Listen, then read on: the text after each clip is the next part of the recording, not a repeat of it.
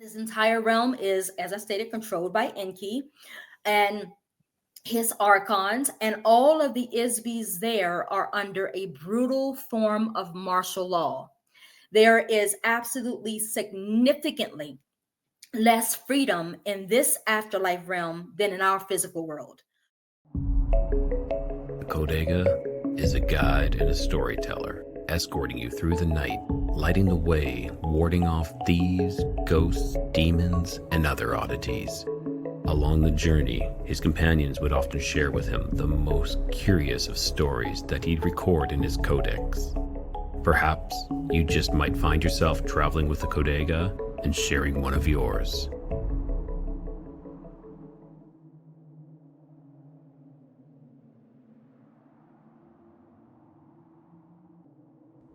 Imagine being a child and having vivid memories of another life. Memories so detailed, they include names, events, and even the manner of your death. This is exactly what happened to a young boy named James Lineker. Born in the US, James began having nightmares about crashing in a fighter plane. His parents were initially dismissive, but James' knowledge of World War II aviation and specific details about a pilot named James Houston Jr., who died in combat, left them stunned. Through extensive research, they discovered that James Houston Jr. was a real person who had died in battle over the Pacific. The boy's uncanny knowledge of Houston's life, down to the name of his ship and details of the crash, became one of the most compelling cases for reincarnation ever documented. But what if reincarnation isn't the second chance or spiritual journey we often imagine? What if instead it's part of a trap, a system designed to keep souls tethered to this reality, endlessly cycling through lives? Welcome to Codega's Codex of Curiosity. I'm Rai, the Codega, your guide through the strange, the mysterious, and the unsettling truths lurking at the edges of reality. In today's episode, we're going to dive into the provocative theory that Earth is a prison planet, and reincarnation is the mechanism of control, a sinister loop that prevents our souls from ever truly escaping. Are these experiences of past life breadcrumbs meant to awaken us, or are they evidence of a deeper cosmic game? Joining me is an extraordinary guest, P.S. Montgomery, a multifaceted storyteller whose creative journey spans theater, film, and literature. In early 2023, she released her debut novel, The Summerland, a supernatural thriller that challenges readers to question everything they believe about faith, death, and the afterlife. Her work delves into the very topic we're exploring today, the theory of reincarnation as a trap and its many chilling connections. All right, everyone, I just want to say thank you for joining us tonight. You know, it's just like as usual. If you enjoy the show, make sure you like, subscribe. Also, to support the show, if you really love the show and you want to support the show, we have a merch store. So I want to show you guys a little bit of what we have and maybe check it out.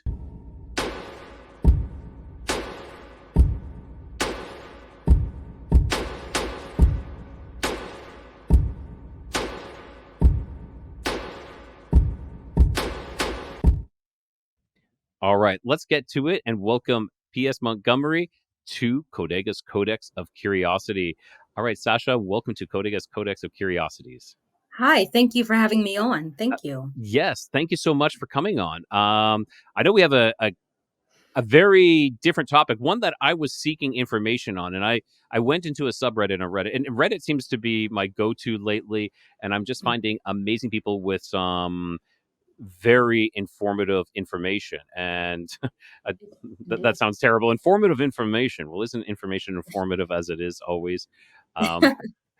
But so I dove into the subreddit called the Prison Planet, and I came across you, Sasha, and you just serendipitously were writing a book, or had just written a book, and Yes.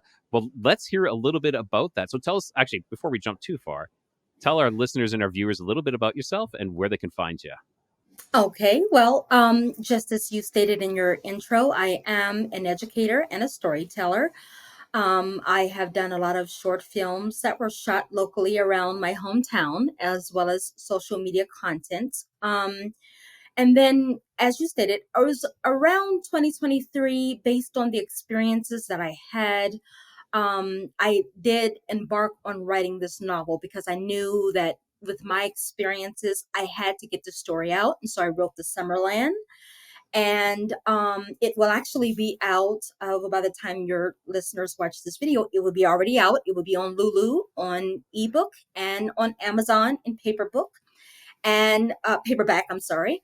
And it is a very fascinating story that delves into the story of the reincarnation trap, really gives the truth and puts people into the shoes of people experiencing the trap and things that are connected with it. So it's a novel that I'm very excited about and very proud of, and that I definitely want everyone to know about. So Yes, and I did get to reading it, and it was very well written too.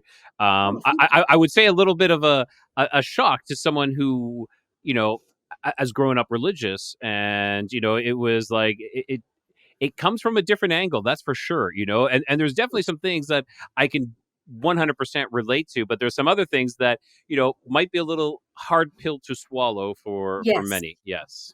Yes. Well, basically, when I wrote the story, the main one of the main characters, August Cameron, is based off of my life story and experiences, just in a male form. But I, just like that character, I grew up in a strong Christian religious household where I had a very strong, praying, Holy Spirit filled mother and even father. And I grew up knowing the verses of the Bible and everything that's involved in the Holy Spirit. However, growing up, I started seeing things that weren't right around me and that didn't line up with what I read in the Bible and what I knew about God and Christianity. And I was seeing devout Christian zealot family members die from cancer and other diseases after declaring and having such strong mustard seed sized faith. And they were standing up in church declaring that they knew God would heal them because nothing was impossible for God, but then turning around and dying weeks later. And I was volunteering at hospitals at the time with sick children and hearing their stories of pain and despair. And my aunt, who worked as a therapist, she would tell me stories of women and even children being sexually abused. And on top of this, with my own experiences with my family going through poverty, and I was thinking all during this, how could God allow this to happen to people who were serving him? It was then that I began to research, with every amount of free time that I had, books about religion and Christianity and the problem of evil and even the afterlife. And that's when I began to discover the truth about why God allowed such things to happen to people who loved him and who worshiped him, and how God was not this God of love that everybody thinks that he is, but was instead a God who not only controls this realm, but the afterlife as well. And so, if you want me to, I can go further into that as well, if you so Yeah, choose. of course. Yes, let's go into that. Let's see what this is about. Okay. Well, during the time that I began to do research into this, I began to find out about things like astral projection and lucid dreaming. And I said, okay, well, let me test this to see if I can find my truth through these aspects. And I did. I would spend, hours and weeks and months, not only doing astral projection and lucid dreaming, but researching, reading books, watching videos, and hearing others talk about their experiences. And this is how I came to find out that what we think about the afterlife is totally different than what is actually true. Um, okay, so I will start off with explaining this. I came into researching about how people who are Christians often claim, let's start off with religion, that God is good, despite the fact that there is overwhelming evidence to show that God is not good at all. In numerous passages of the Bible, Anyone can find numerous accounts of God dishing out divine punishment through genocides, plagues, ethnic cleansing, and the like. Yet, Christians claim that the Bible is the true word of God. However, if that's the case, then that means that God fully supports infanticide, slavery, torture, genocide, all manner of death, destruction, and suffering. I have come to find out that the reason why this is because the God of the Bible and his supposed alter ego Jesus, as well as his supposed arch enemy Lucifer, they're all one and the same entity. They're all the same. The main name of this entity is Enki. And if I go into who Enki is, Enki is. Okay, sure. And I just want to state, Mhm. I still have, like, I want people to know that this is your beliefs, right? And it's, Yes, yes, yes. and this is, I'm not. I have to say a bit of a disclaimer that I am not a believer of one way or another. I'm giving people a platform for them to come forward and express their beliefs, and we're all entitled to that. Yes, if if this is open for anyone to accept, but this is Yeah, just my truth. yeah. So, and that I found through research and through my own experiences. Um, so Enki, he is an Anunnaki reptilian, and he is a Sumerian and Mesopotamian god. Many people who have researched him, including myself, know him as the god of creation, wisdom, knowledge, fresh water, and magic. He's also an amphibian, and he is the son of Anu, who is the king of the gods and is the head of the Anunnaki.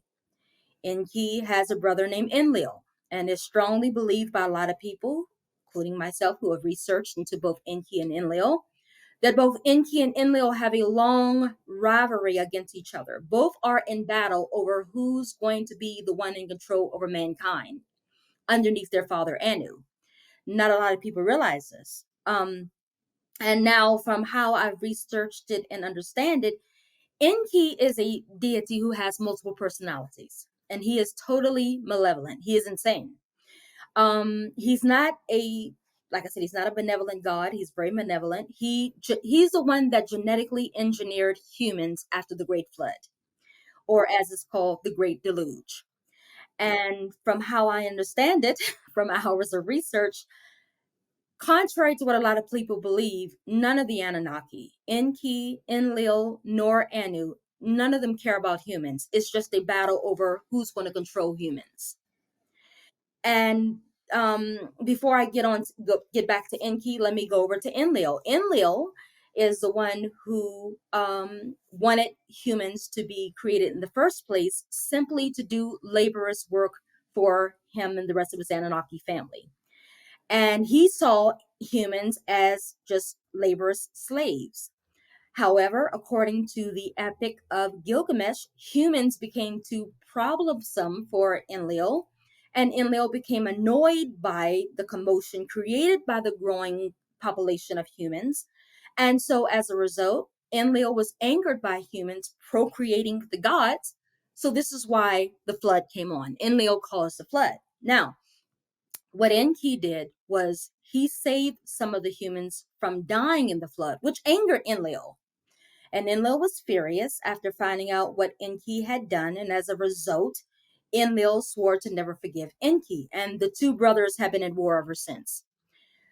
Now, people who have heard what Enki did in regards to him saving humans from the flood, they think that because Enki saved us, the humans, that he's the good one and Enlil is the bad one, when in actuality, both are evil. This is, but contrary to popular belief, you have people who think that Enki loves us, but the only reason why Enki saved us is because he has a sinister agenda in mind, one that is playing out right now, and one that involved one that involved him using us in his down the line plans to be in control under Anu instead of Enlil being in control. And so, but I hear a lot of times, even on the Reddit subreddit, Escaping Prison Planet, and many other avenues where people are stating, well, I choose Enki or I choose Enlil. But that's like between choosing Hitler and Stalin. Hitler was bad, but Stalin was worse. And so the choice between choosing Enki and Enlil is like between choosing one disease or the other. Neither of them love humans, and they never have. And so, but Enki is more evil than Enlil. And as I stated, Enki has mental issues. He also has split personalities. Each personality has a name. He's God. He's Lucifer. He's Yaldabaoth. He's um, Nin Siku. And he's the demiurge. He's Allah. He's Yahweh. He's Poseidon. He also goes by Saklas. So he has many names. And Enki feels that because he has saved us from the flood, that we're his property. Um, there was one researcher, his name is Robert Stanley, and he said he had an experience with meeting Enki. And he said when he had met Enki, Enki came to him and said, "Hi, I'm the father." And so Enki thinks that he is our father, our creator. But as I stated, he's known as the demiurge and Yaldabaoth. And for those who will ask, well, who is the demiurge and Yaldabaoth? Well, the demiurge is a false creator god. He's a jealous, violent, angry, psychopathic god as well, just like Enki, because he is Enki. And since we're talking about Enki's other personality, the demiurge, I'm going to use that name. The demiurge is the god of the Old Testament of the Bible, and he is the one who created this earth, which a lot of people call the material world we live in now. Now, here's the thing: what a lot of people don't realize is that this world that we're living in is not real. I know a lot of people, Elon Musk and Neil deGrasse Tyson, has stated how we live in a simulation. That is true. We are in a simulation. It is a systemic, illusionary, simulated realm that was specifically made for us by Enki for us to live in, so that Enki, which is the demiurge, and his beings working with him could feed off of us via something called loosh energy. Okay. And And what is loosh energy, though, before we go too far? okay, loosh energy is anytime we get angry, we get depressed, we cry, our tears, um, we get violent, jealousy. All of that produces something that's called loosh energy that comes out of our body. And it's something that Enki and his beings they need to feed off of. Just like we can't live without food, they can't live without loosh energy. Okay. And And so, even our sorry, just to interrupt you there. Is that also considered maybe like, because you're saying like anger and tears, but what about fear as well? Is that yes, okay? fear, worry, concern, all of the negative low vibrations that a person feels, it's loose energy. And we can only emit it in this realm here. This is why Enki created this realm, so that we can be in it and we can emit it all the time, even through suffering. Every time we suffer, the pain, the women who go through labor pain and other type of womanly pains, loose energy. Physical pain brings forth loose energy.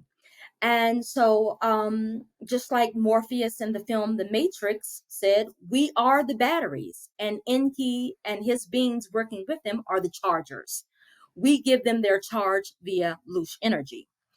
And so, in this simulated realm we all live in, is one where humans cannot leave unless through death.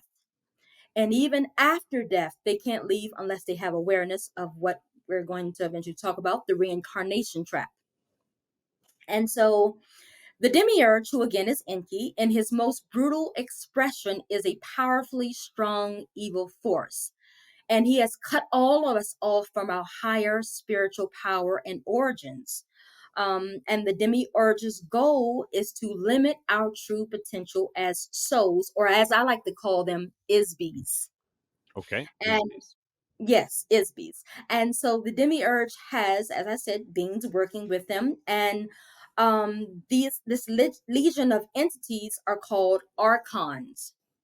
Now, Archons look like ticks, but bigger. They're bigger. I've personally seen them. in my room a lot of times at nighttime. They're big. They're and they 9 times out of 10 they cling to the walls. And they're just there waiting for you to emit that loosh energy so they can feed off of it. And these archons are second order beings under the demiurge. And these beings, they lack the divine spark that us Isbies have. They have no power to create like we can. We have the divine spark, we have the power to create. And the reason why the archons do not is because they were not created from source consciousness, which is nothing more than the true universe. And so the archons are outside of the natural order of the universe. And just like a lot of the malevolent draconians and the reptilians, the archons, they do the bidding for the demiurge. The archons are also what people call ascended masters, angels, and spirit guides. So you hear a lot of people say, oh, I talk to angels. Who they're really talking to are archons, and they don't realize it. Or they'll say, the ascended masters. There is no such thing as ascended masters. All ascended masters are archons, every last one of them. And even the spirit guides, when they say, we talk to your spirit guides, you're talking to archons in disguise. And they're parasites. These archons are parasites. And they're just as brutal and they're just as cruel and psychotic as the demiurge.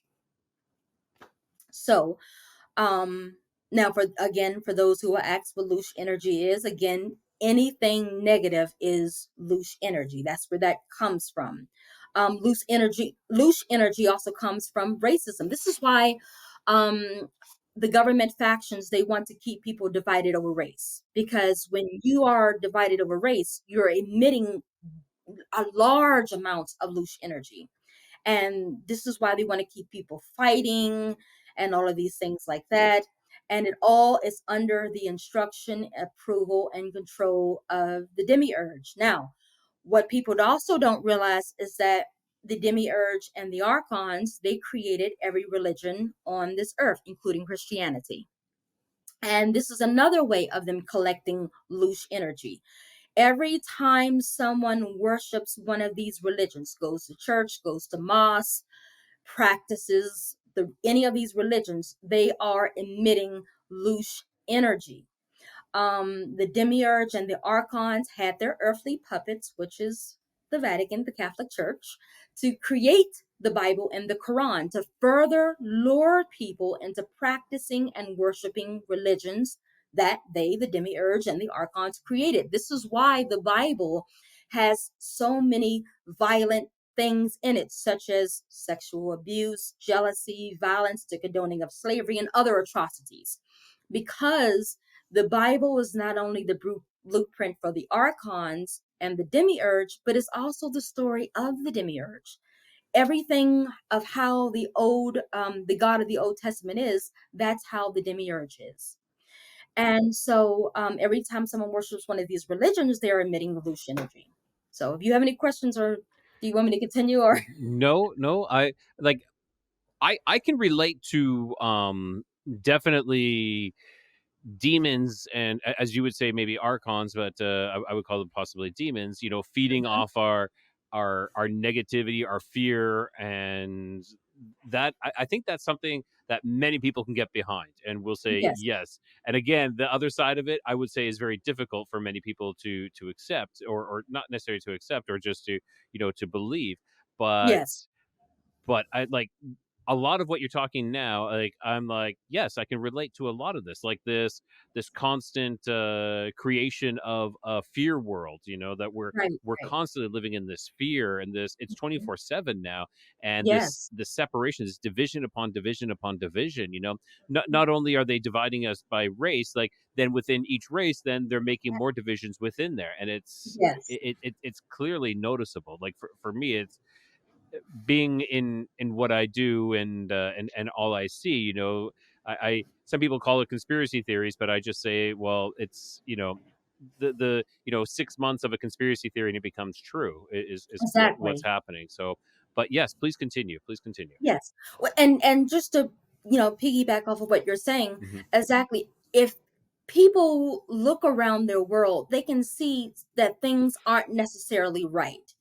They Mhm. can see it in the skies and the weather and just the way people respond to each other. It's like the more the time goes on, the worse people get towards each other, and it has to be a driving force behind all of that. Even in Christianity, and these other religions, people can feel that things don't actually line up the way they were taught that it should line up when it comes to religion. And so, Well, and I will say with that is ego and greed yes, have taken, and religions in the end are man-made. Okay, yes, they are yes, created by man. yes. But for me, the true understanding is, being connected is one Yes. thing. I don't necessarily go to church to Mhm. have that connection to source or to God or to whatever people want to call that. But Exactly. yes, but I feel that a lot of things are becoming more and more perverted, Yes. and have been stolen. The true identities and the whole wholesomeness of many things Yes. have been stolen and perverted, and it seems to be snowballing. And it's and I do believe is because we have free will. We have the Yes. and I don't believe it's an illusion of free will. I believe we do have a free will, That's except for that sure. many people are being manipulated, and Yes. like you're being look this way. Well, what really something over here is happening, and that Yep. manipulation is has been going rampant lately. And I'm hoping maybe I'm I'm hoping maybe, and I will say this: I'm praying that things will start to come to light. But and I'm going to make one more statement here: is that Right. Yes. I feel one of the biggest issues that we have is the lack of action. Yes. We're told to sit and wait. Like for evil to win, good men, like it doesn't mean if you're a good person, it doesn't mean anything unless you actually do something about it, unless you Exactly. actually take action. And it's been a big issue, and like one of my biggest things, and I'm going on a bit of a rant here, No, go which ahead. Yeah. is which is Q, the QAnon. Everybody is like, oh, QAnon. Like this is like, in my opinion, this has been such a psyop that it's been crazy. And It has. the biggest thing of QAnon is just wait, trust the plan. So that Yes. means like sit on your couch and don't do And anything. nothing. Watch. Get ready for the next post and don't Mm-hmm. do anything because everything is happening for you. And it's like Exactly. they're just encouraging you to do absolutely nothing. And we have to get up off our asses and make some changes. Exactly. It can only get better if we use our power that all of us have in us to be Yes, able to make that change. Indeed. I agree. And so the Please continue though. going to Sorry. Yeah. reincarnation, no, it's fine. Going into the reincarnation, which I like to call it the reincarnation trick, because it's not a trap. Because and to call it a trap would mean that we are trapped here, and we're not, because we have the power to leave at any time. It's just that we choose not to. So it's not a trap. If we have the awareness, we can leave. So I call it a trick.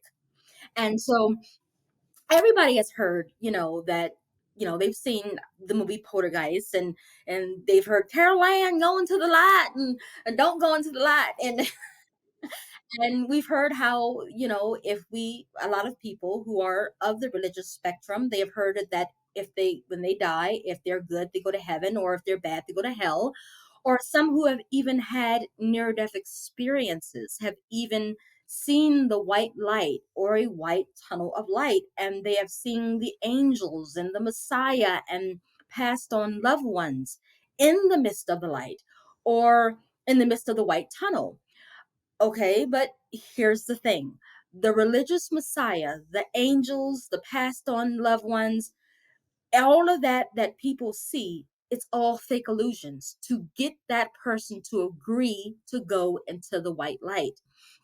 Once they follow those supposed angels, those loved ones, that Messiah into the white light, they'll be shown what is called a life review. And this life review essentially means that you'll be shown everything you did in your life. Only What you'll be shown won't be your life, it'll be the life of someone else. And the demiurge does this deception to guilt you into believing that, oh, because of the horrible life review that you've had, you have incurred an incredible amount of what is called karmic debt. And you must pay back this karmic debt by reincarnating back down to earth again. The demiurge might even tell you that you have a mission on earth that hasn't been fulfilled yet. And due to your incurred karmic debt, you must go back down to earth. Once you agree to do this, to reincarnate, you think, okay, well, I'm going to reincarnate right then and there. No problem. No, this is what I have experienced and what I have heard from a friend who also experienced it and told me about it. And I was blown away because it was the same experience I had. Once you agree to this, you're taken to a hellish afterlife prison realm, which I like to call the Summerland, because according to people who are Wiccan, they call it the Summerland, the place in between death and before you get into reincarnating into another body. They call it the Summerland. And this afterlife realm, it's one that looks very similar to the physical material world we live in. There are bars, stores, parks, houses, buildings, and even cars. And just like here, you'll be able to, use all of these things. And when I don't like to use the word so, I'm going to use the word isby. When the isby arrives at this realm, they are met with counselors who will tell them that, this is where you will remain inside of this realm for many years before reincarnating on earth. They are not allowed to leave this realm at all. And in this realm, believe it or not, these ISBs, they have to get jobs to pay for housing.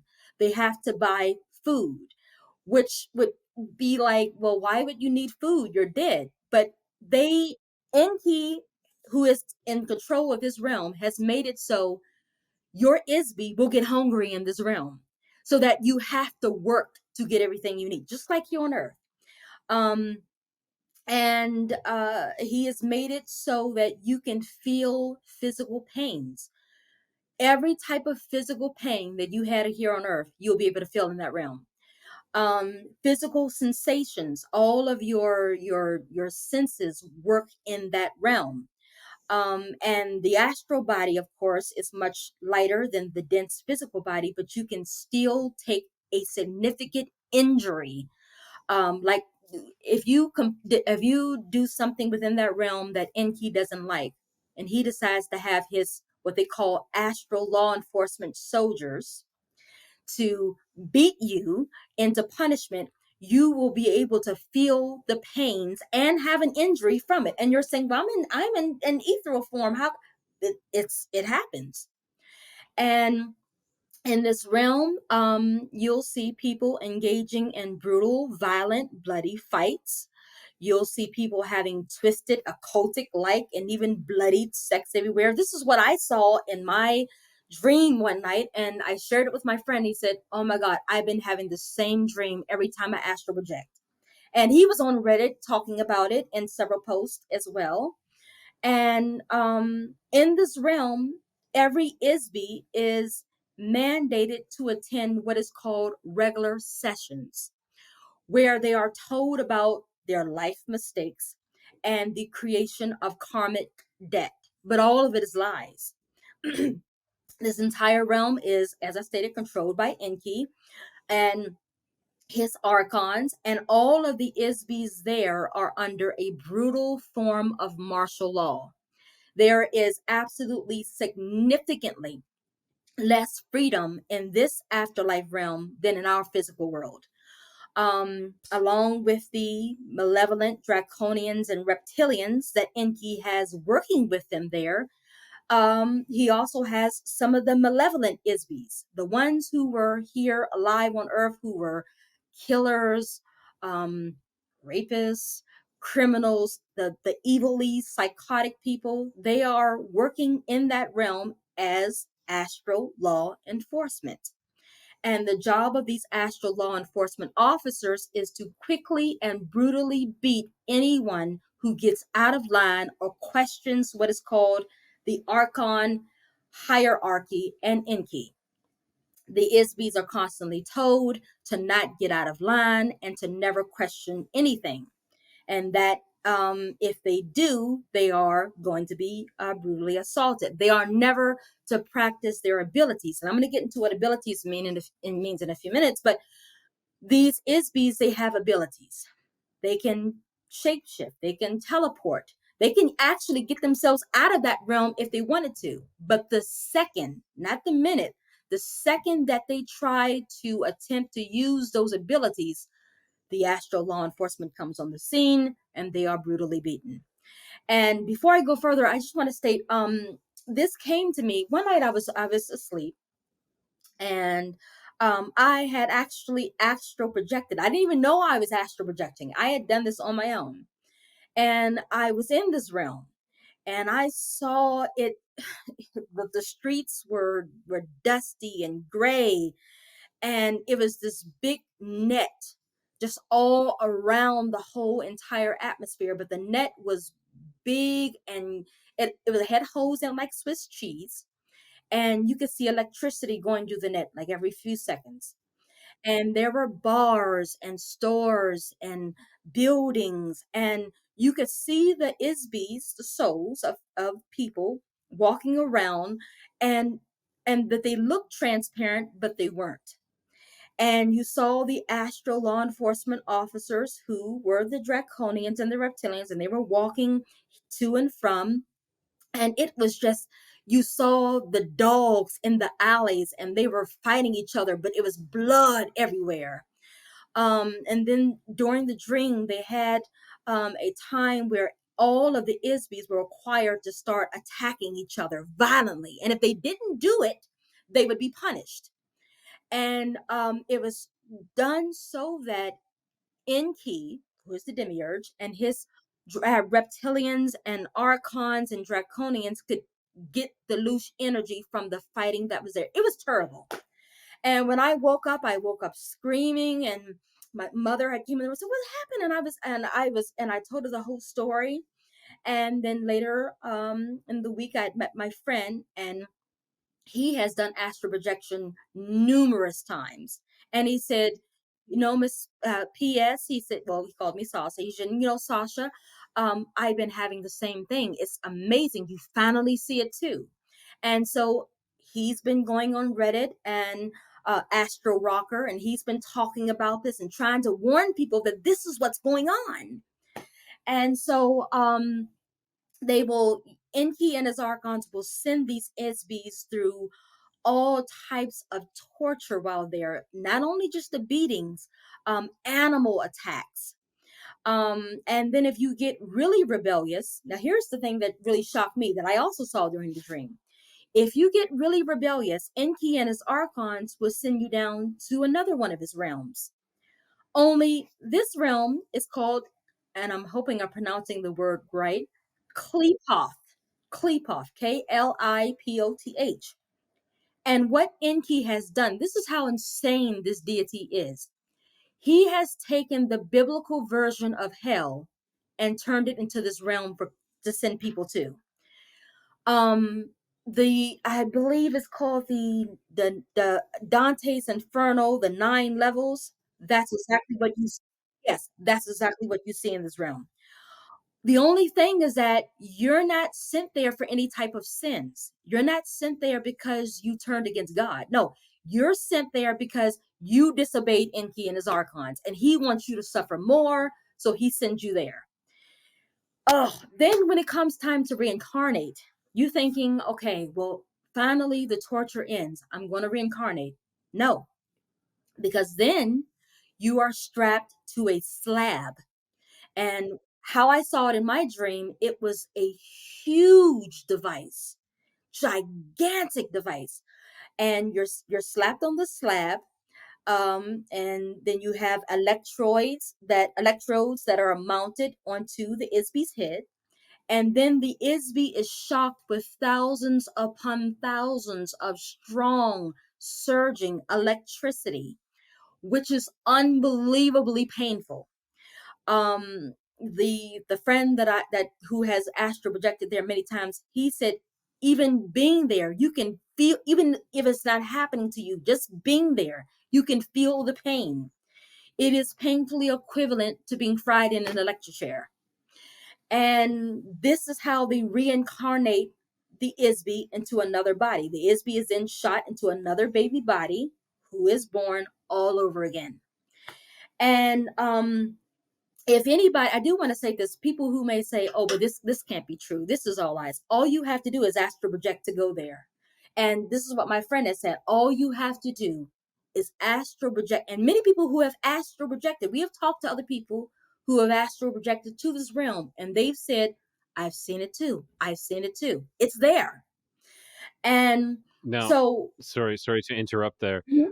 So just to be devil's advocate, no mind the pun on that one, but Mhm. could you not be being manipulated to think that if you like, so if you go into the white light, this is where you're going to go. So you're thinking, well, I shouldn't go into the white light, but is there a chance that maybe this is the manipulation that you're seeing is like, okay, that so if you actually don't go into the white light, this is actually where you go. Is that is have you ever considered that? Just to ponder you on that question. Well, basically that's that, it's exactly, it's no like, but maybe if I don't go into, if you go into the white light, it's inevitable that you're going there. The only way to get out of there is unless, like I said, you have to use your ability, because any one of those people there in that realm, they can leave at any time, but they have to be quick in doing it, because as soon as you, like, there's one ability that's called push pull. And this push pull ability, you put your hands out. Now, these abilities are, it's very difficult to get these abilities to work in this realm because there's so many things restricting us. But once your Isby comes up out of the body, those abilities are able to just manifest just like that. And so this push pull ability, you take your hands, you hold it out in front of you with your palms facing each other, and yes, like that, yes. And you think of the words push pull, and in that realm, a ball of electrifying fire will appear right then and there. Just doing that ability will cause the astral law enforcement to come and beat you. Just doing that, because Enki doesn't want you using any abilities there in that realm at Okay. all. So Now, if they were, okay, so mhm, with your when you astral project, and so that means you're that's usually our astral corporal body that we're doing that. yes, Is that the isb that's your isb as well? yes, when you astral project, your Isby is coming up out of the body. Okay, The only so thing about it, are you able to do like yes, push pull when you're in the yes, astral? yes, and as a matter of fact, it's encouraged that you practice those abilities during astral projection, so that once you do come up out of the body for real during death, you'll know exactly how to access them. And so, yeah, when you do astral projection, your Isby comes up out of the body. The only difference between astral projection is death, and death is when you do astral projection, you're still connected to the cord. So you, that cord can't be cut. This is why death never happens during astral projection. You can't die during astral projection. Okay, Whereas, just I want to. yes, I've heard differently from that concept though. That oh yeah, if your silver cord is cut, then there will be death. Like no, it's a disconnection. yeah, those are all like, you can never die. Robert Monroe, who is a great researcher and has done, I mean, hundreds, if not millions, of astral projection trips, has never, you can, that can never happen. However, you can be harmed while doing astral projection. You can do astral projection and encounter the malevolent entities, and they can harm you. This is why it is highly encouraged that before you do astral projection, you do a protection shield over you first, so that you are protected. And this is what I do every time before I do astral projection. I will create my shield, and it will protect me, because if you go in unprotected, you can get harmed, but you cannot die. No. And so But this is what happens. This is what happens to Isbies when they go through the white light or the white tunnel of light after death. There is no heaven, there is no hell. It's just you being sent to this realm once you do go through the light. Now, for those who would say, well, I have had near death experiences where I've seen heaven. Well, here's where it gets really interesting. um for those who have had the near death experiences where they have saw heaven, the reason why the idea of heaven was put into religious beliefs in the first place was to manipulate people into believing that when they die and they see the light will lead them to heaven. Now, you've heard many people say, I've died, I had a near death experience, and I saw the angels and I saw heaven. And when I came out of it, I had to go and tell someone. That's what Enki wants. Enki wants you to see that vision of heaven and go and spread the word. So that way you'll believe, oh my God, heaven is real. Oh, the white light leads to it. So this is what I believe. So when you see the white light after death, you'll remember, oh, that's right. The white light leads to heaven. It's all a part of the trick. Then on the flip side, for those who say, well, I have seen hell, I've had a near death experience and I've gone to hell. This is so that the person who has had the near death experience of hell can go and spread the word to everyone about how hell is really real and how they can escape hell if they only believe in one of the earthly religions, which of course is created by the demiurge. See, all of these things are designed so that the word can spread to fall for the trick after death. It's the trick of either going to heaven or the trick of either escaping hell by believing in the white light. And so these are the things that happens once you go into the white light. Now, here's another thing that happens. You think, okay, well, I get reincarnated, it's not so bad. I get to live another life down here on earth. However, there's another frightening, well, it's not really frightening, but it's something that is very, is dangerous to think about as well. After you go through the white light and you go to the realm and you get reincarnated, you're entered into what is called an endless reincarnation loop, which means you are reincarnated over and over and over and over again. Now, after reincarnating so many times, what happens to your Isby is it begins to separate from the body it's reincarnated into. So let's say, for example, if I die and I reincarnate as a newborn baby, and this is my 400th reincarnation, well, I may only live to be about 2 years old and then die.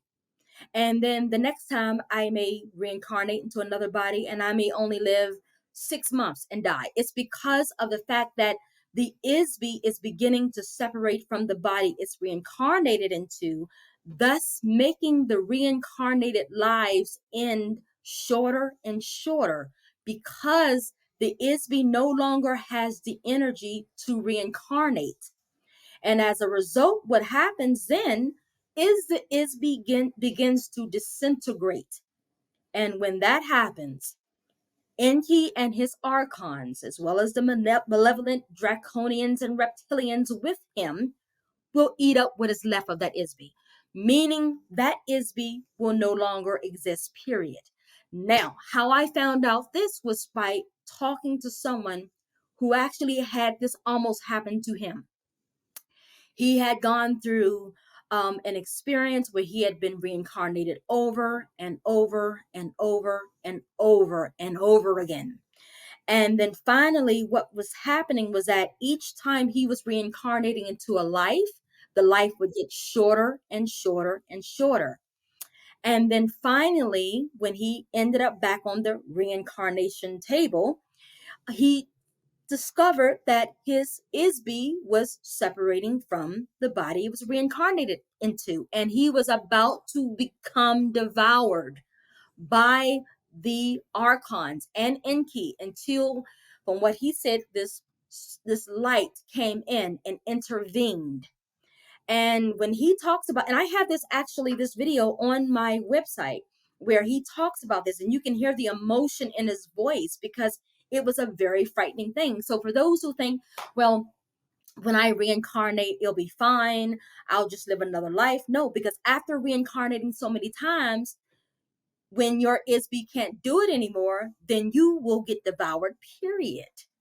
And so, what I have found out from him is that what Enki and his archons eventually do, and those with him and his archons, they are a eater of souls, of Isbis who cannot reincarnate anymore. This is why going into the reincarnation trick is so dangerous, because you're thinking, hey, it's not that bad. I get to live on Earth again. But you're not realizing what happens long term.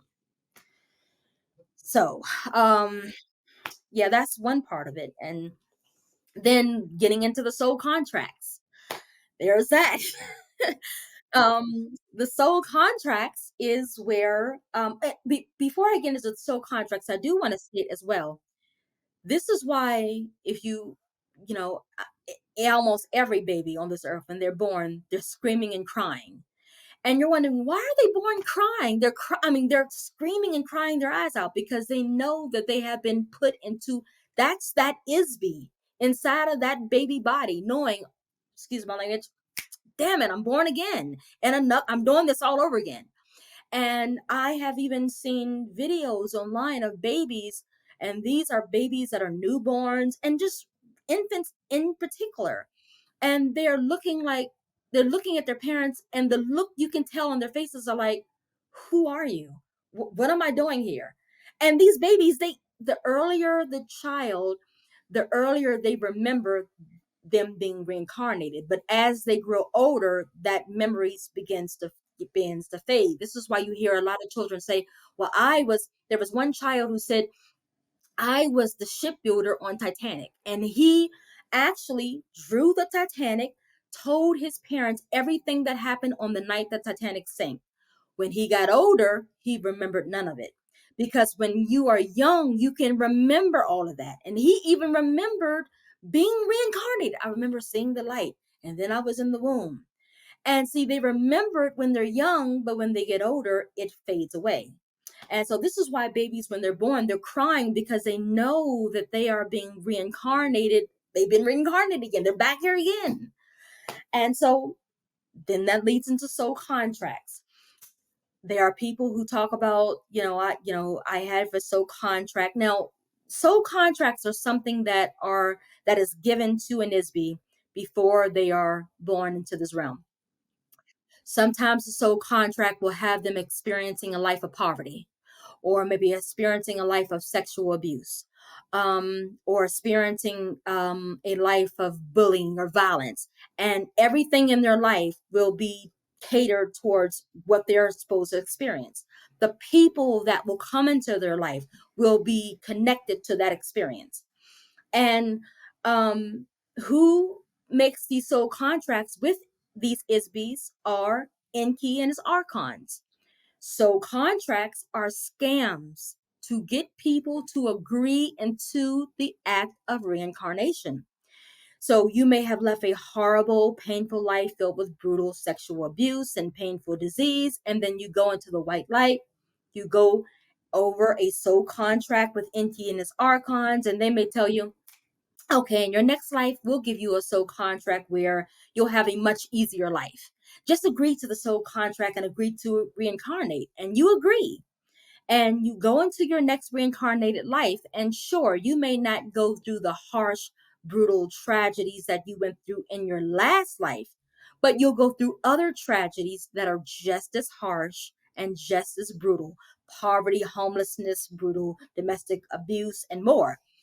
Why that is because soul contracts are scams, and all soul contracts are designed to have the ISB go into a reincarnated life, whereas somewhere, one way or another, and in repeated ways, you're going to suffer and go through suffering, so that Enki and his archons can eat the loosh energy you emit from the suffering. So this is why soul contracts are scams. Just like karma. Karma and karmic debt does not exist. It doesn't exist at all. These are scams, because if karma and karmic debt existed, well, then the archons and Enki would owe more karma and more karmic debt than all of humanity combined. But they tell you that karma exists to make you believe, oh, well, I've done all these bad things. They're showing me I've done all these bad things. I want to get it right because I don't want to go to hell, or I don't want to miss heaven. So let me get it right. And it's all scams. So I don't know if you want me to go on, but Wow, yeah, that is a lot to go through. That is a lot yes, to break down. Um, yeah, so and I'm just like I have a lot of questions, but of course, please answer. as they go on, and I'm like, I'm just building more than I should be writing them down.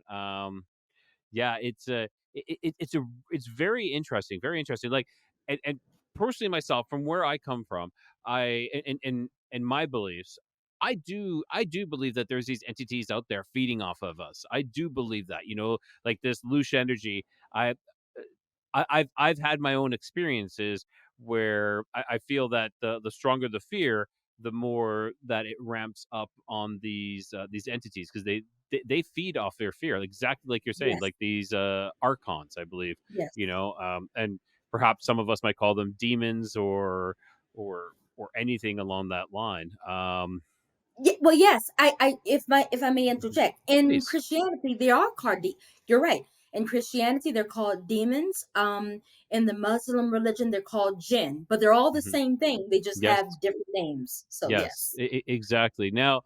So now, what would you constitute as like irrefutable evidence of this being a prison planet? Like, how can, like, Very good question. yeah? So, is there, and sometimes I find it just it's difficult because, well, when you're on the other side, that's when you'll really know. It's Mhm. kind of, there's the irrefutable evidence, but as it stands for you, and I know you said, like, well, how does God let these things happen? But is there anything else that you have that's irrefutable, that you have? Yes. Um, I'm very glad you asked that because I do. If you look at outside, here's one example. One morning, was still asleep. And I live in a busy city, a very busy city where night and day you hear cars and everything, no matter what time of night, what time of day. And I was asleep, and as I was turning over in bed, I listened and everything was quiet. I didn't hear anything. And I said, well, that's weird because usually every morning before I began to research into all of this, I never really realized, well, I never heard it. I never heard anything but quiet. You hear the cars. Actually, before 2012, I always used to hear the cars outside. After 2012, I stopped hearing it. And I know there's a reason for that, which I'll explain in a few minutes, but I heard nothing. So got up out of my bed and I went to the window. And when I went to the window, automatically, that's when I just saw cars and people. Like they were just going up and I said, wait a minute, how is it that just seconds earlier I was in bed and I heard nothing, get to the window, and automatically it starts? Because Earth is a video game. Each person's, how am I going to put this? Each person's life has the game tailored towards them. Let me use example, Grand Theft Auto. There was this video, and I was surprised of this, but there's this video, and I believe it's on YouTube, where these video gamers, they had, I don't know how it is, but somehow in Grand Theft Auto now, the person playing the game can talk to the characters, which is amazing. And so the video gamers were talking to the characters and they said, do you know that you're in a simulation? And they were like, no, I'm not in a simulation. I'm real. And they said, no, you are a video game character. You are in a video game. And the characters were arguing, and some of them even got angry over the fact of the belief that they were real. That's how it is here. If you look outside, look at the sky. Where I am here on the East Coast, at nighttime, the sky would actually get black. Now at nighttime, and this has been like this for years since 2012. When I look at the sky at nighttime, it still looks like it's daytime. I can hear birds tweeting outside as if it's daytime. And I'm like, well, now I know birds don't do that at nighttime. What is going on here? It's something that lets me know that things aren't right. I have seen glitches in the matrix. I have seen two people who are strangers in a bank wearing the same clothes, the same hair, everything the same, identical. Those are glitches in the matrix. And there's just if you look around at the I've seen the grid in the sky. I have because I'm a person who's very adventurous, and when I was living on the West Coast, I used to do a lot of rock climbing, and I would climb there's mountains in Arizona where I would climb, and when I would climb the mountains at the very top peak, you can see the net grid.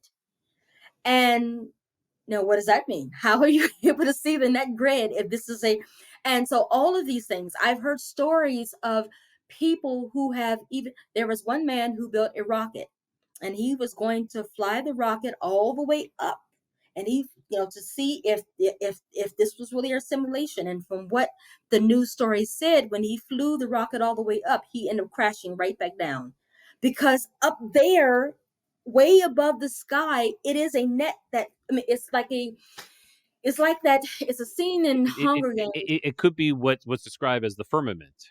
Yes, yes, exactly. And it blocks people from leaving out. And so, but it's a computerized net.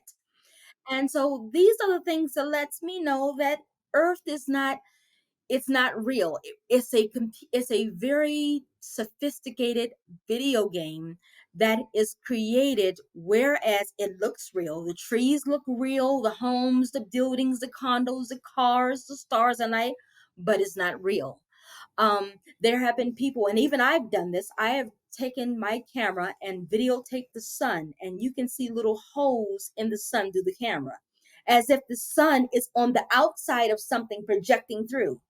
So we are under this firmament dome of a world that is not it. I wholeheartedly believe it's a simulation. It is and how it's a prison planet is because of the fact that we have to pay to live here. We have to pay. Nowhere in the universe do you have to pay to live on the planet that you're on. We have to pay to live here.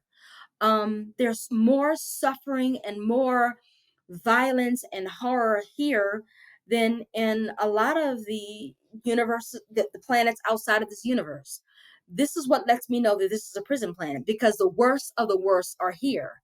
I mean, the serial killers, the rapists, the and so all of these things let me know it's a prison planet. The amount of suffering that happens here, and the amount of, no matter how much you try to bring peace and unity among people, you have a great amount of people pushing against that. All of that is designed inside of a prison planet. And so these are the examples for me that lets me know that nothing feels real. Even food. I have talked to people on the street who have said, food doesn't taste the same as it did anymore. It doesn't have the same taste. Why is that? It's because whoever has created this video game of a world is changing even the way food tastes. And I will say this. I know this made it sound kind of weird, but Well, trust me, this is the show for it. okay. Well, I believe this all started changing in 2012. I believe something happened on 2012 where it ended the world. We just can't remember it. This is where I believe the Mandela effect comes from. All of the changes that have happened from the Mandela effect, it started really happening from what I've researched since 2012. And I believe 2012, that's when the simulation, the computerized Earth as we know it, began. That's when and which I will call the simulation. That's when I believe the simulation began, because that's when things started changing. Nothing was the same. You had Hellman's, now spelled Hell, and no one can remember what's said. And the Forrest Gump film, life was like a box of chocolate. All of these things, even the Bible started being changed. And it all happened, it seemed, after 2012. And so I think 2012 was when we were put into a simulated world. Well, I believe we've always been in the Well, prison. so what's kind of interesting is is on July 4th, 2012. That's when CERN, which is the Large Hadron Collider, that's when they announced the discovery of the Higgs boson particle, which is, they called it the God particle. So, Yes. it could be along that line that they literally destroyed the world. This is one of the theories, is that the world was destroyed. Our world was destroyed for those who remember these Mandela effects, and we were incorporated into another simulation, that, or another world that was happening. And that is the reason why we have these Mandela effects, is because we remember reality different. And I agree with you, things have changed. There has been some major changes. And when you're talking about a simulation, and traffic wasn't, there was no noise, there's nothing going on until you looked. Well, that Right. that brings us to the, I don't know if you've heard of the double slit experiment.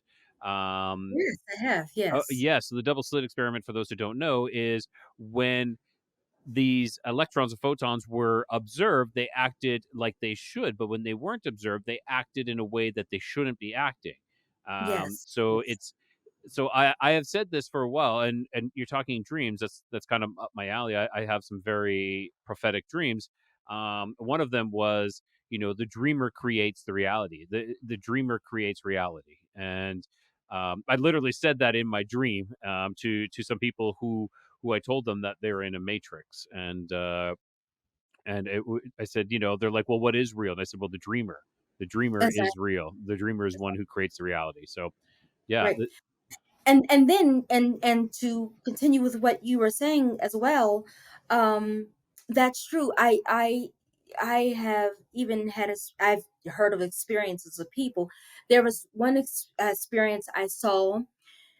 There were these people in New York, and they were outside on their street corner, and as it was getting dark, the sky was like sky blue, but you like count to 10 and automatically it's like someone flipped the switch and the light turned dark.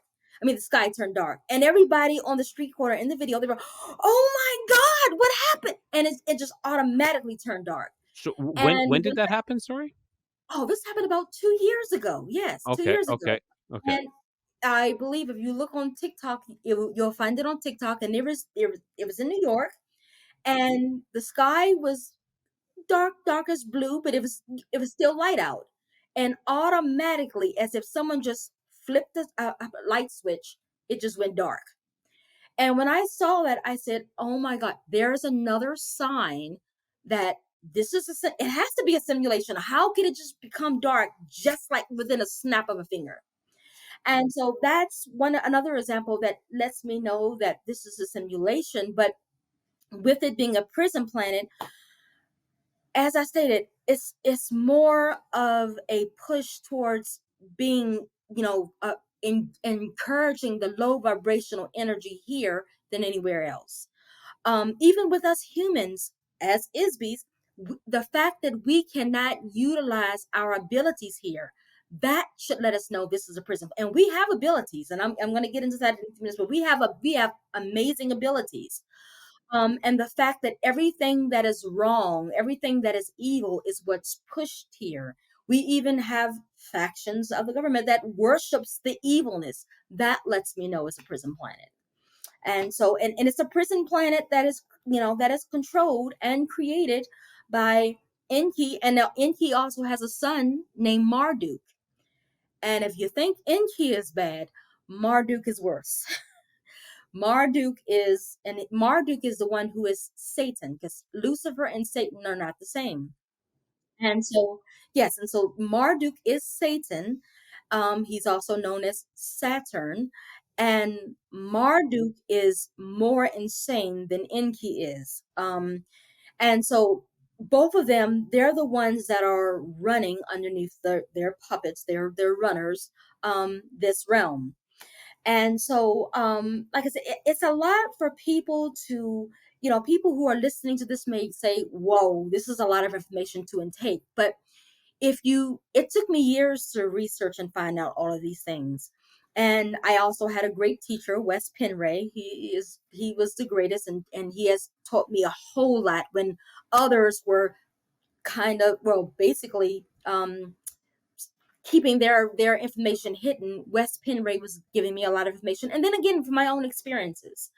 And so it's a lot, but it's something that people need to know about because these things are happening. And the sad thing about it is that we are reaching a time now where we're going into the merging of AI.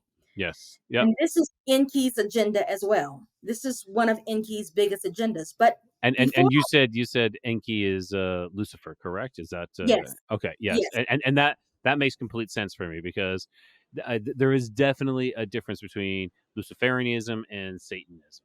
yes, And I will yes, definitely say that Luciferianism, like Lucifer, of course, many people say was the bringer of light, yes, which we could reference to Prometheus, yes. but they they're they're all about technology and integration of human Mhm. and AI and technology. This is yeah, I agree with this completely.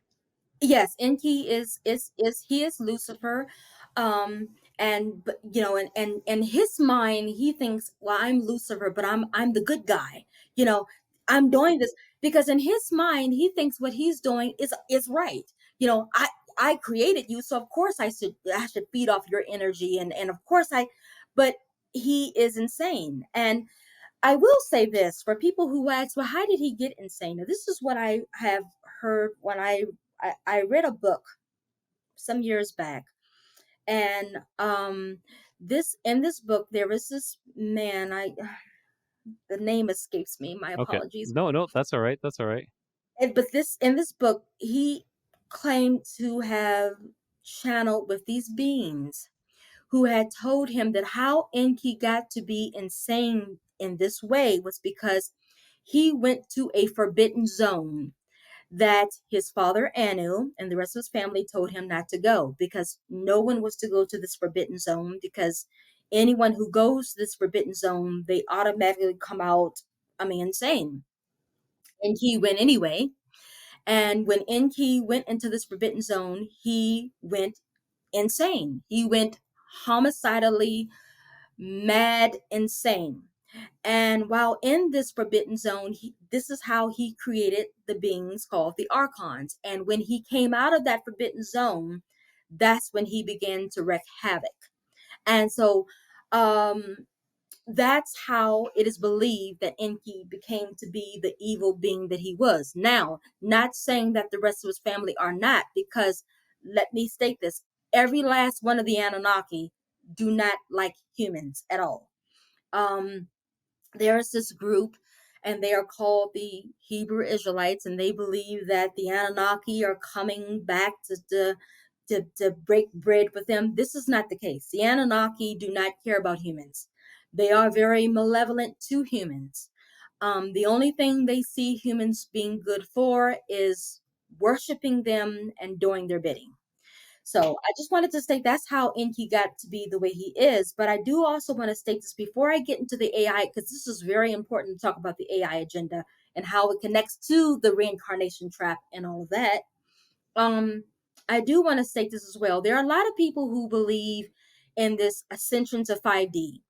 Oh, we're going to ascend to 5D, the ascension 5D process. I see a lot of new agers believing this. Correct. I will say this is a scam.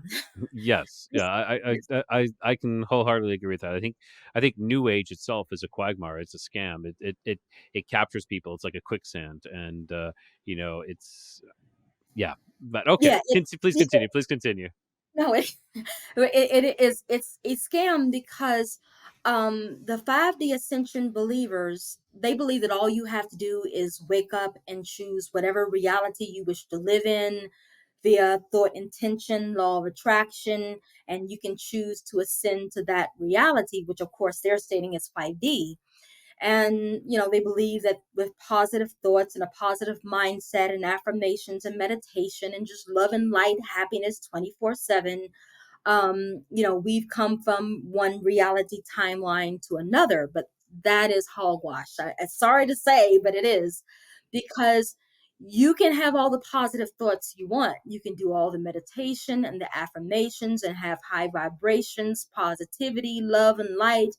But at the end of the day, the world around you, the dimension and the timeline that you still live in, is still filled with the same violence, division, suffering, and pain. You haven't gotten away from it. All you've done is put on rose colored glasses and decided that you're going to pretend to live in a different reality, world, dimension, and timeline, and you don't.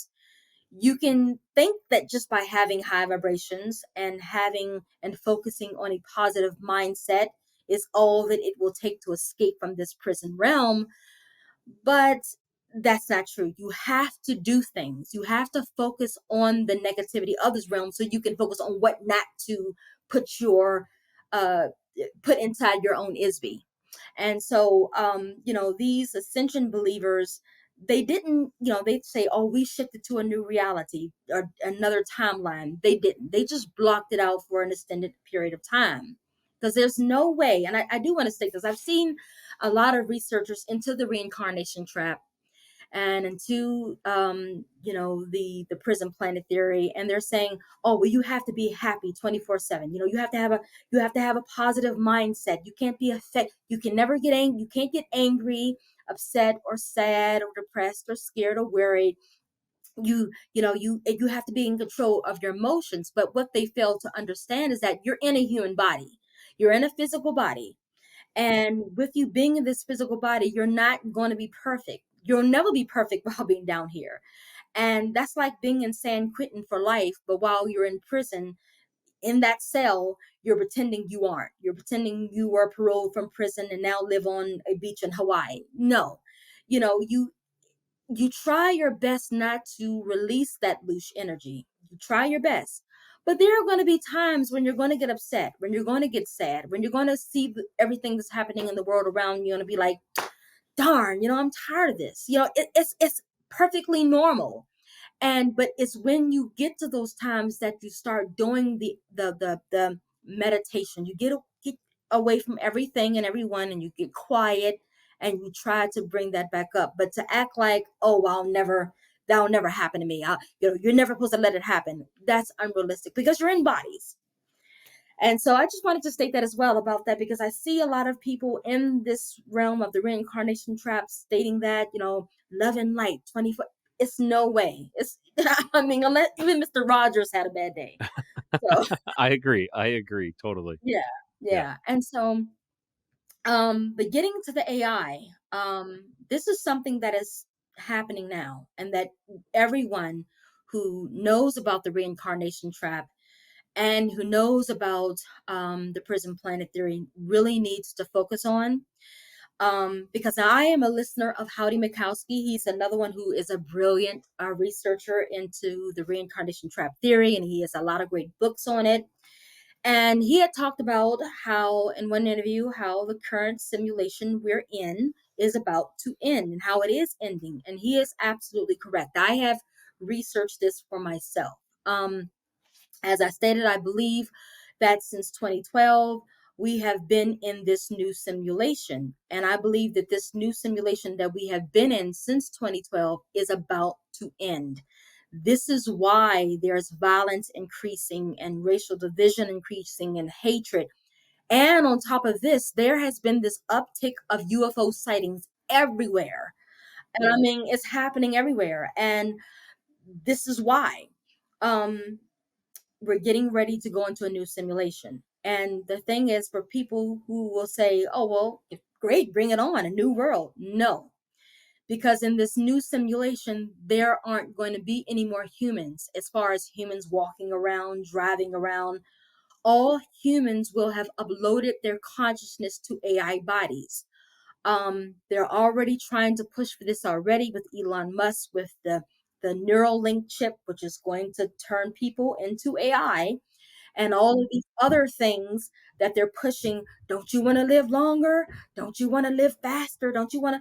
All of this is to push people into AI, to get them out of the human bodies and to push them into AI. And all of that is connected to the reincarnation trap and Enki and the prison planet theory. Because Enki wants so bad for us to do this, because once us Isbies are inside of an AI body, then we'll be more controllable by him. And he can easily extract loose energy from us then, because we'll be living inside of AI. So AI is artificial intelligence, is Enki's agenda. And you know, for people who want to know what it's going to be like, all they have to do, if they remember Mark Zuckerberg's metaverse, it's going to be just like that, but it's going to be 100% digital. And it's, as I stated, no more human bodies. It won't be any more human bodies. Everyone will be a digital simulation. And what's more frightening about it is that there won't be any more laws. There will be no more, no violence, no theft, all types of depravity, violence, sexual assault. It's But all going to be. so Mhm. I have a question though, and Yes. I do agree that like people are most likely going to end up in these AI kind of scenarios or as AI bodies, but if we're in a simulation, aren't we already in an AI body of sorts? Could this not be an advanced form of AI that we are, that we're in, that we've evolved enough that it's kind of like this organic body, then instead of like this mechanical circuitry, we're in this organic circuitry. Well, not exactly, because while we're in these human bodies can die. Well, I'm not going to say these human bodies can cease to function. Yes, correct. Um, it's been the human bodies has been affected by age.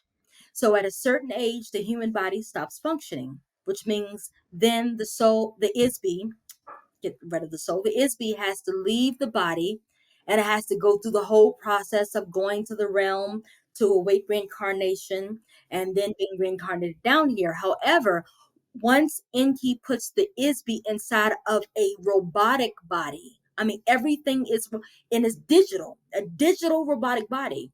That digital robotic body will never cease to function. So it will go on forever. And see, that's the difference, because in these bodies, it's not digital. I mean, you cut us, we can bleed. You kick us in the stomach, we'll feel it. But in these digital bodies, yeah, we'll feel pain that Enki brings. But if you were to cut a digital body, the digital body is not going to bleed because it's digital. It's in the computer. And that's what Enki wants, because then he can control us forever inside of a body that's not a human body, a flesh body. And so that's the difference. Okay. Okay. And then, For sure. No, I understand what you're saying. yeah, and then in this simulation here, there are still a lot of restrictions, whereas we can, because now let me state this as well. In Antarctica, if you really wanted to leave this matrix while alive, all we have to do is travel to Antarctica, if we can get past See, the people there. this I can agree with as Yeah, well. Yes, yeah, I believe that. Yeah, that there is something more. It is a gateway to another world, it is. or Right, yeah. right. But in the digital world, there will be none of that. There will be nowhere you can run anywhere you want within that digital. It's going to be like Grand Theft Auto, but as far as it will be a video game, and there will be nowhere to escape. You can't say, "Well, I'm going to go down this street because I know down this street there's an ice wall." No, there will be no. You will be inside the computer, and they will have control over the digital avatar inside the computer. And this is what Enki, this is like a wet dream for him. This is what he wants. And in that digital new simulation, there aren't going to be Christianity, Judaism, Satanism, none of those. It will be one religion, and the religion will be the worshiping of Enki and his son Marduk, but there will be no other religions other than that. And this is going to be a digital simulated world that will be forever. No more deaths or anything like that. And so this new simulation is going to be horrible. And we can see, if we watch the news and listen to the politicians on both sides, because both sides are controlled, we will see that this is what they're pushing towards. This is why, and I don't want to get political, but this is why Trump created the Space Force. And so all of these things, they're pushing towards this. And for people who would say, well, great, I would love to be in a video game. I mean, hey, I can go and be like, it can be like the Mario Brothers or something. No, no sane, no sane person is going to want to live in that type of video game. It More like is not. Silent Hill or Evil Dead, or Yes, like yeah, or yeah, Resident Evil. Resident Yeah. Evil. Thank you, thank you. I was thinking Evil Dead. No, Resident Evil. Yes, they will be able to, it will be a nightmarish type of realm because it's going to be controlled by Enki and Marduk, and both of them are completely insane. I mean, you take Ted Bundy, you take Jeffrey Dahmer, you take Charles Manson, and combine them together, and they're still not as insane as Enki and Marduk. That's how insane they are. And but in order to get to this new simulated world that they're trying to push us into, everything in this old simulation, it has to die. This is why everything in this world is breaking down. You're seeing they're trying to, and again, I don't want to get into the political conspiracy, but they're trying to collapse the dollar because in the new simulated realm, the new simulated world, all of the digital avatars there, they're going to be working with digital money. So they can't bring cash and coins into the digital world. So they're breaking down everything of the old simulation so they can begin the new simulation. And this is why people are seeing the UFOs. Because now here's the thing, we are getting ready to see the gods return. Now, people call this the stage alien invasion. It's not going to be staged. And number two, they're not aliens. I cringe every time I hear people saying aliens. The Anunnaki, which includes Enki and Marduk, and the reptilians and the draconians, they're not really aliens, they're deities. They're intelligent beings. They're, and you can even call them the lesser gods and the greater gods, but they're not aliens because if you think of the word alien, alien means someone who is a foreigner to the country. They're not foreign to this earth. They were here way before we even got here. So they're not foreign. So they're not aliens. Yeah, And it's not. yeah, Mhm. like I just want to say this again, like, you know, I know we have a different belief on, like, I'm still a strong believer in my God, and Yes. but I will say though there is a lot of similarities that we do believe in. Like when you're talking about the Anunnaki returning, for me, that's the fallen angels. Yes. Those, the aliens.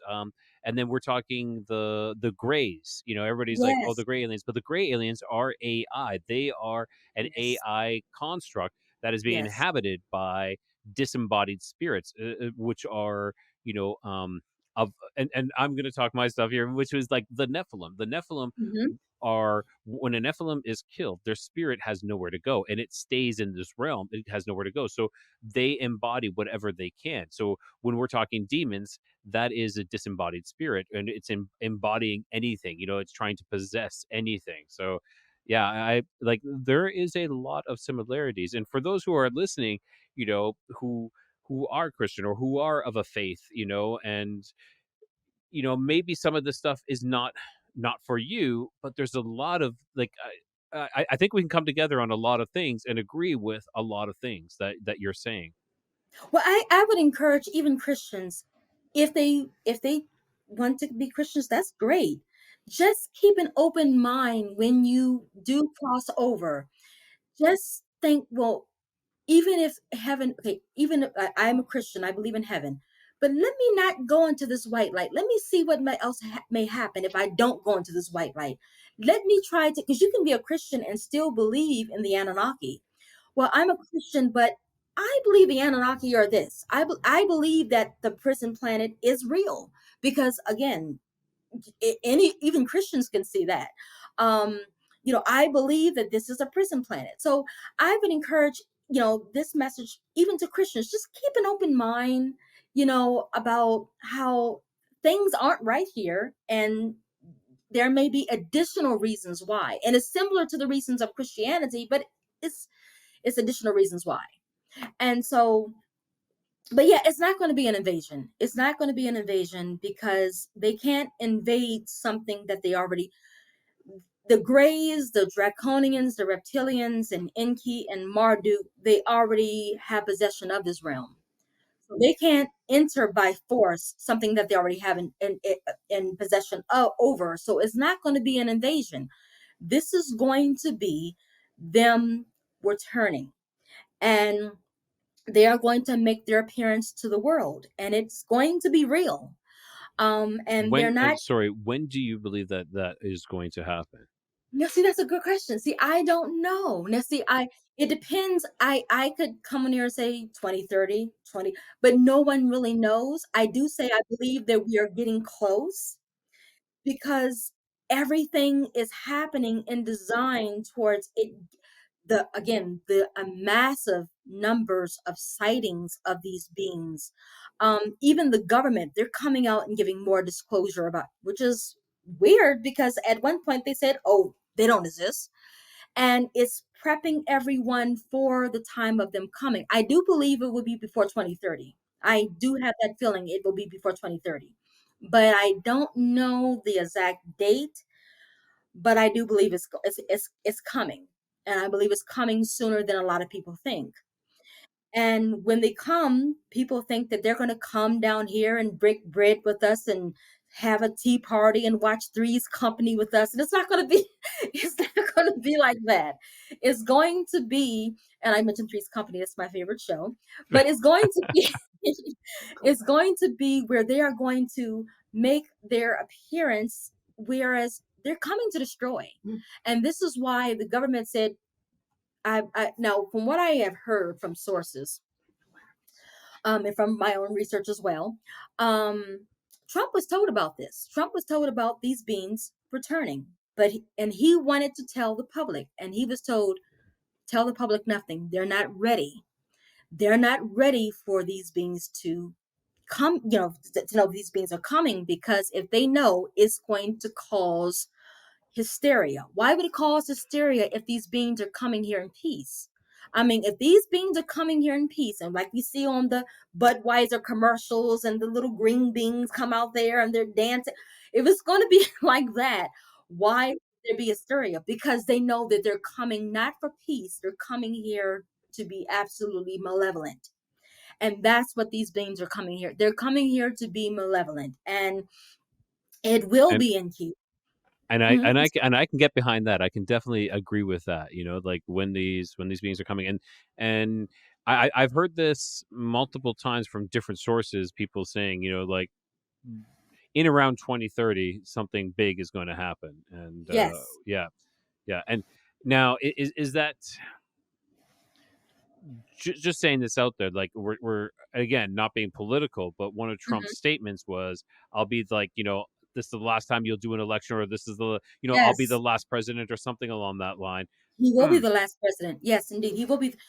Now, okay, here I go into the conspiracy line, but he will be the last president with his son Barron, who surprisingly they wrote a book about back in the 1900s, 1600s, I believe it was, yeah, the which is adventures of yes, Baron Trump. Yes, I think yes, the wonderful adventures of Baron Trump, or something like that. And his yes. mentor was Don. Don. It was the Don, they called it. Yeah, Yes. yeah. Yes, so he will be the last president, and because after him the world will not need any more presidents. When we get into this new simulation is not going to have a need for any presidents, governors, all of that's going to be gone. And so this is what basically he was saying. This is why um if people had asked me, well, did you go out and vote? I didn't vote on either party because I know what's going on. This is the pushing towards this new simulation. And everything that they do, that the government masses are doing, is pushing towards this new simulation. And all people have to do is they just have to look to see is there. And so but before this simulation comes in, the gods, they have to return. They have to return.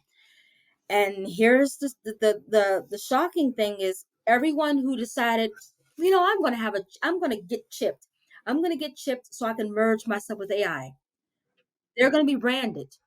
Yeah, it's They're the going to mark. be branded. It's the mark of the beast. Yes, they're going to be branded. And The thing of it is, all of those who are branded after merging with AI, that's who Enki is going to come and take with him. He's going to take them. And look, if I tell you the dream that I had where I heard people and I saw people running up and down the streets, and Enki and the Greys and the Draconians and the Reptilians were snatching them. And these are people that had the chip, the AI, that merged themselves with AI, and they were being taken. And once they get taken, they are going to go through the physical death. And then their ISB is going to go into the new digital AI operated, controlled, simulated world. That's what's coming. And it will not be staged. People see Project Bluebeam. Okay. Well, Project Bluebeam is the belief that NASA and the UN are trying to create a new world order by implementing a new age religion headed by the Antichrist, using advanced technology to trick people into believing in this religion. No. Project Bluebeam, if they succeed, let me state this. If Enki succeeds with what he's trying to do, bringing man, woman with AI, all traditional religions are going to be abolished, and all national identities are going to be removed in favor of a one world religion, one world government. So the thing is, when these gods make their appearance, no government technology is going to be needed to make this happen. They are going to appear all on their own. Enki has enough technology to appear on his own. He doesn't need government technology help. So do you believe that Project Bluebeam is a psyop within the community to try to make people believe that it's not actually happening? Yes, it is a psyop to make people believe that when they do see these gods, oh, you know what? This is a hologram. And it's not. It's not going to be a hologram. It's going to be real. Now, what Project Bluebeam will be used to do, and I'm not going to use the word Project Bluebeam, what the government is going to do with this technology. While these beings are appearing, they are going to bring forth alongside these beings horrific, holographic, illusionary images. So let me explain. You'll see these gods appear, and you may see Saturn floating out of the sky, and you're like, oh my God, that's Project Bluebeam. Or you'll see like creatures crawling up the buildings. That'll be Project Bluebeam. So they're going to bring that technology alongside of the beings, to make it even more, because people are already going to be afraid when they see these giants, because the Anunnaki and the reptilians and the draconians, they are giants. So when people see these giants, they're already going to be, oh my God, they're going to be running. But then to see the added images next to that, that's going to make it even more horrific. And of course, from all of that fear comes loosh energy. And so Project Bluebeam, it's a psyop in the fact that they're trying to make people think that when they see these aliens, that they're not real, they're holographic. They're not. They're going to be real. They're going to be real beings.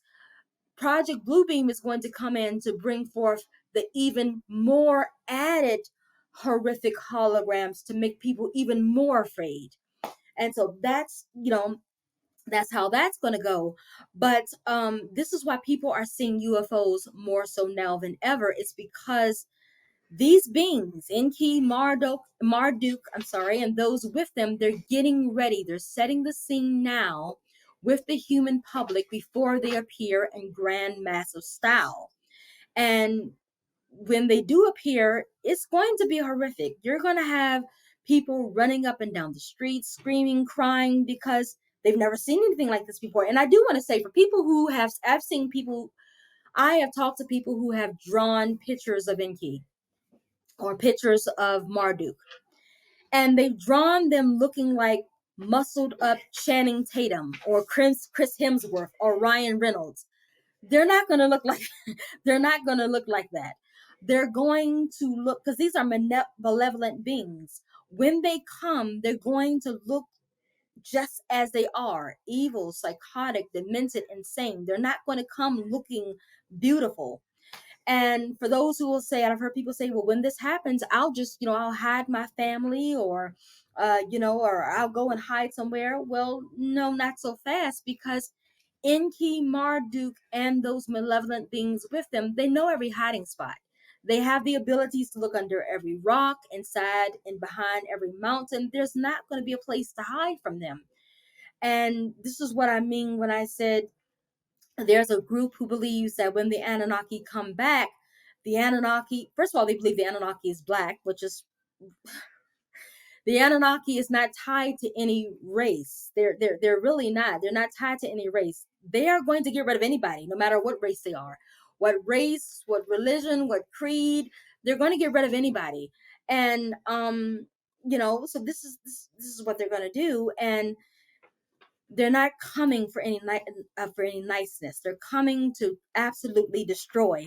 And even those who are believing in the religions, unless they are really truly strong in their beliefs, they're going to see these beings and they're going to think that it's Jesus, and they're going to, and the Messiah, or they're going to think it's Allah, and the Messiah will say, well, come with us, and a lot of these religious people are going to think it's the rapture, but it's not going to be.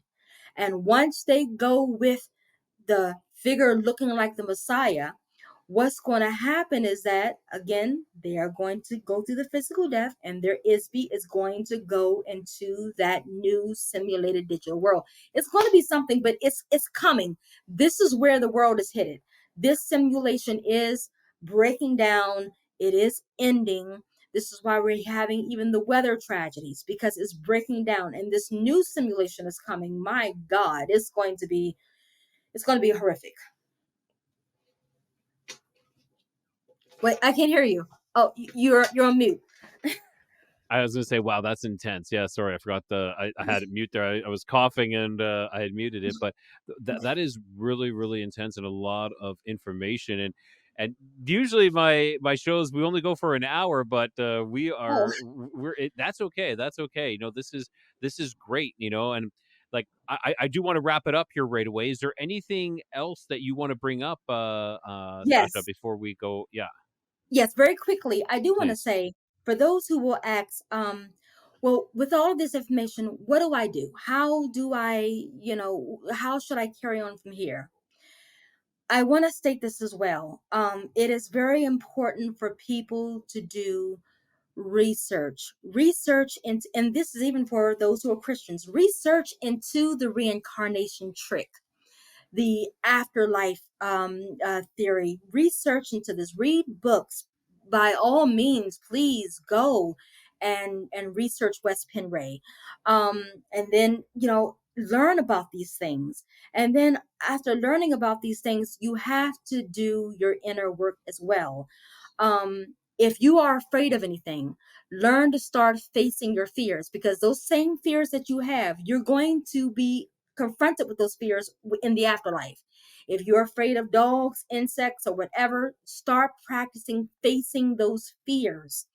Um, meditation helps to keep your intention and focus sharp and strong. It helps to keep your ISB calm, so that when you do cross over to the afterlife, whatever the Archons or Enki himself, the demiurge, throws your way, you'll be able to remain calm with your thoughts and intentions, sharp and strong. Meditation also helps in what is called maladaptive daydreaming. And people have said, well, maladaptive daydreaming is a disorder. No, it's not. Maladaptive daydreaming keeps your ability to create strong, because you're going to need that ability to be able to create worlds, realms, once you get to the free universe away from this matrix. Also, another last thing to do is to remove, there are 7 chakras inside the body. These chakras are implants, and they're not good to have in you, and they only serve to help Enki and his archons feed off your loosh energy. So there are videos online that you can watch to learn how to remove these chakra implants, so that you can be able to have genuine experiences with you as an isby. And then lastly, practicing astral projection and lucid dreaming. That's something that's very important, to be able to practice the abilities. And but time is short, so I can. No, that was great. This has been really, really great. I want to say thank you, Sasha, for joining us. And one last time before we head out, where will they be able to find your book? Because this will be released in the new year. So beginning of 2025 is Well, when this will actually, okay. Well, yes, it will be. It's out now. Since it'll be, this is going to be out now. It's on Lulu, and it's on Lulu as an ebook, and it's on Amazon as a paper book. And then I have my website, which is the summerland.net. And if they go there, they can find out all the information about my book and about me and about even more about the reincarnation trick and the prison planet theory. Again, that's thesummerland.net.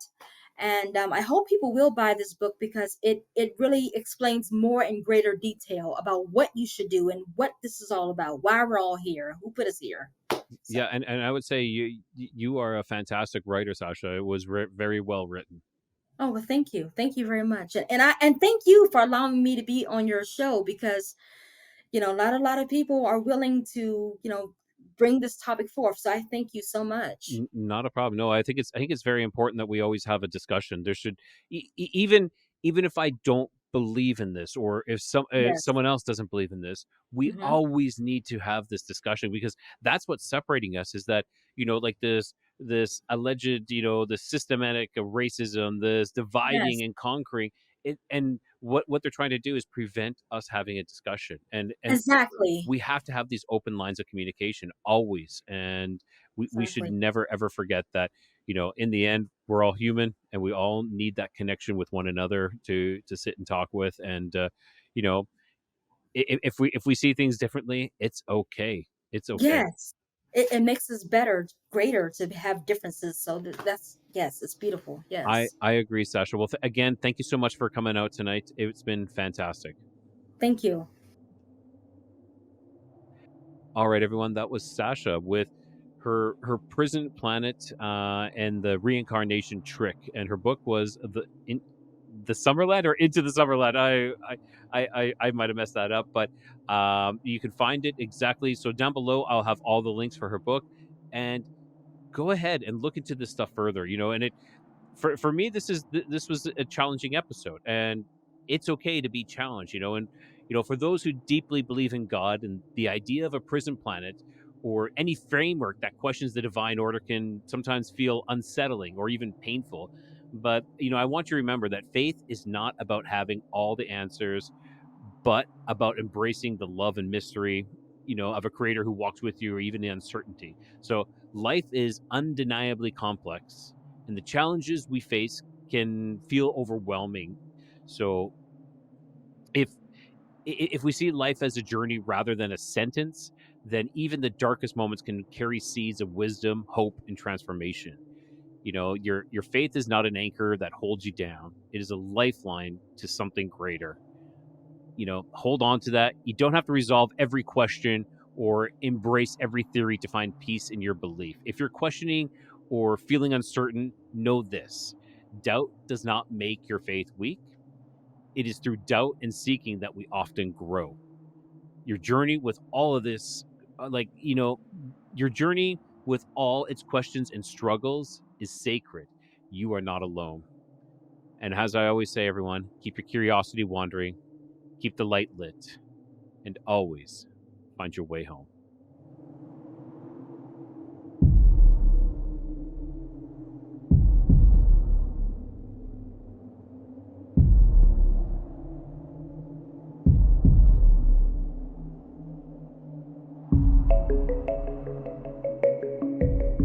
I look forward to our next adventure together as we navigate the mysteries that lie ahead. Until our paths cross again, keep your curiosity wandering, keep the light lit, and always find your way home.